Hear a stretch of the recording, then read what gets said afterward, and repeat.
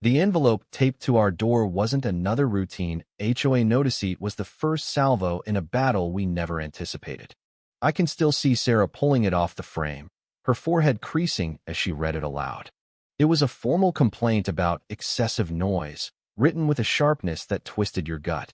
No prior warnings, no details, just a fine and a thinly veiled threat. We're not the type to throw loud parties or crank music. The worst offenders in our house might be our twins giggling upstairs or Mia banging out piano scales before supper. It felt wrong, like a personal jab. But when I glimpsed the signature at the bottom, it all snapped into place. Linda Voss, the newly minted HOA president.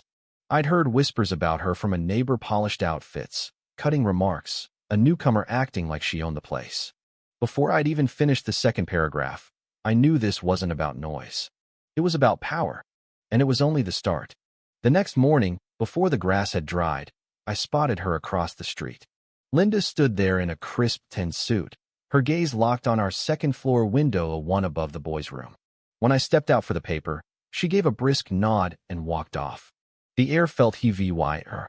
That weekend, another notice arrived, this time accusing us of breaking community quiet hours and hitting us with a due lot $250 fine. It warned of legal action if the disruptions persisted, citing multiple neighbor complaints without naming a soul. It even hinted at expulsion from the neighborhood under HOA bylaws, a claim so absurd it stopped me cold. HOA rules don't allow EVY tie-ins, especially not over something this flimsy.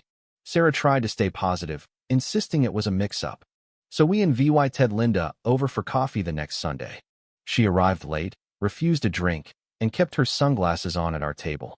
When we asked for specifics, she tossed out vague phrases like aesthetic disruption and unregulated behavior. We explained we kept noise down after 8 p.m., but she didn't budge, her tone icy, clipped, dripping with smug control. She left without a handshake. 2 days later, a third letter came, this time threatening a lien on our house for ongoing noncompliance. But what shattered us wasn't the fine or the threat, it was the anonymous note slipped under our door. If your kids can't behave, maybe you belong in a zoo. Sarah cried that night, muffling it so the kids wouldn't hear. I sat beside her, seething but powerless. I've been a circuit judge for over 10 years, seen people twist rules and bury others under red tape, but never on my own doorstep. I started digging.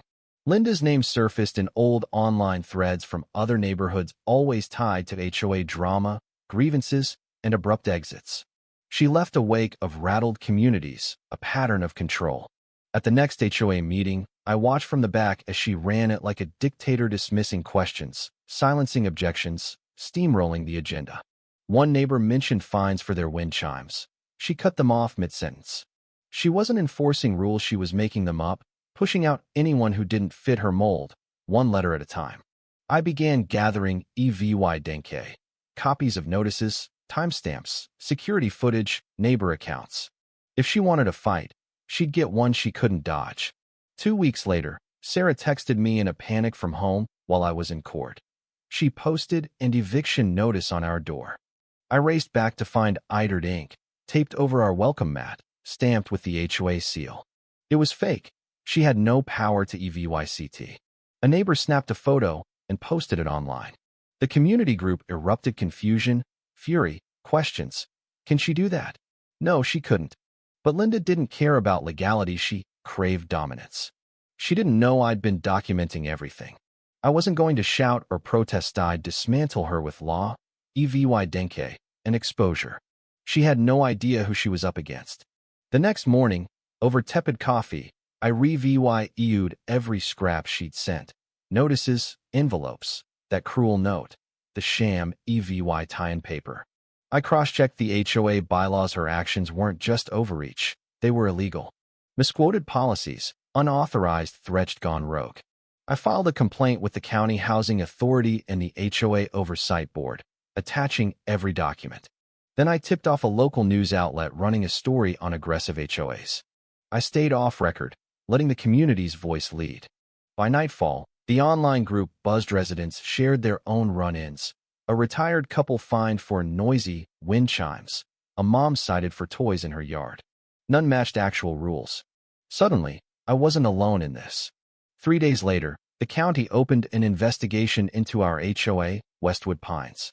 Linda must have heard, because she sent a memo full of fake politeness, announcing a community coffee to smooth things over. Too late, the cracks were showing. I went to the event, blending in. Linda hovered by a muffin table, forcing smiles. When she saw me, her eyes flickered, but she turned away fast. Neighbors thanked me quietly, slipping me their own fabricated notices, wrong dates, fake signatures. Linda wasn't just targeting us. She was purging anyone who didn't bow to her VY sign, families with kids, seniors with quirks, anyone who spoke up. The tide turned when a journalist published, "When HOA power goes too far," hinting at our EVY tie-in stunt without naming me. The neighborhood buzzed, parents whispered at school drop-offs. A thank you note appeared in our mailbox calling us the family that fought back. Linda retaliated with a 10-page regulation update, lawn length, curtain colors, made-up noise rules, pure nonsense to reassert control. Then another letter hit us, claiming the HOA would vote on whether we aligned with community peace. No bylaw allowed that. It was a bluff, but personal. Others got identical threats, same wording, different names. I sent it all to the county. Soon, the investigator called. They'd audit the HOA and crash the next meeting. I went as a homeowner, not a judge. Linda strutted in, clipboard in hand, but froze when county officials arrived. They grilled her. Where were the signatures? The approvals? She stumbled, defenseless. The room clapped quietly as she lost her grip. Days later, neighbors swapped stories over fences. Her Range Rover vanished. The audit uncovered fake fines, secret spending, doctored records, her private empire exposed. At a park meetup, 50 families vented and thanked us. I stayed quiet, watching Sarah laugh again, kids running free. Linda resurfaced, memo in tow, denying everything. But the audit recommended her suspension. She refused, forcing a packed emergency meeting. Neighbors spoke fine for bird feeders, parties, tricycle scum, but firm. I laid out her legal oversteps, ending simply, rules should lift us up, not choke us. The vote crushed her. She was out. Flyers hit doors next day, accusing me of a coup caught on camera, her in a hoodie at 3 a.m. It was over. Her house listed soon after, sold to a sweet couple with cookies and a note. We heard it's a great place. It is flawed, honest, ours. Because we fought, not with noise, but with quiet, stubborn truth. And that's home, not perfect, but worth defending.